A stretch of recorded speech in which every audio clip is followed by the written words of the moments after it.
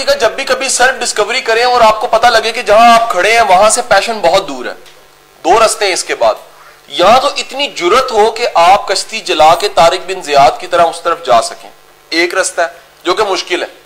मेरे यही लेक्चर जब यूनिवर्सिटियों में होते हैं ना तो प्रोफेसर साहिबान गिला करते हैं, वो कहते हैं मुमकिन है तानू देखा देखी किन्ने मुंडे इंजीनियरिंग छाड़ दें, मेडिकल छाड़ दें। अच्छा, मैं कहता हूं जी एक रास्ता ये, दूसरा रास्ता ये है कि अपने शौक को कहीं ना कहीं पालते रहें। क्या पता किसी वक्त जिंदगी में एक ऐसा वक्त आ जाए कि वो चीजें जोन सी हैं। आप में से कोई नसीम हिजाजी को जानते हैं? सारे जानते, पुराने सारे बुजुर्ग जानते। अच्छा क्योंकि वो जज्बाती कर देता था ना कासिम की तलवार, तो मेरी तलवार का तो तस्करा पहले कर चुका है, वो मेरे आने से पहले हो चुका है। हजूर वाला नसीम हिजाजी के बारे में अगर आप जानते हैं तो आप में से कोई ये जानता हो कि नसीम हिजाजी का इंतकाल कहां हुआ? आखिरी अयाम कहां गुजारे उन्होंने?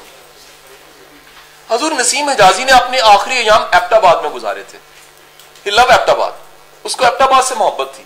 ये एक अजीब शख्स था, ये लॉन्ग कोट पहन के एबटाबाद की गलियों में शाही अंदाज से फिर फिर के जिंदगी गुजारता था आखिरी दिनों में, और ये घोड़े पे पूरे एबटाबाद में मूव करता रहता था कि मुझे शहर अच्छा लगता है। जिंदगी में कि कोई वक्त ऐसा सर जरूर आ जाता है जब पैशन आप उसका जायका चख लेते हैं, या कोई वक्त ऐसा जरूर आ जाता है कि आप इतना कमा चुके होते हैं, अगर आप कमाना बजाहिर छोड़े भी तो आप कम कमाने के लेवल पे जा सकते हैं।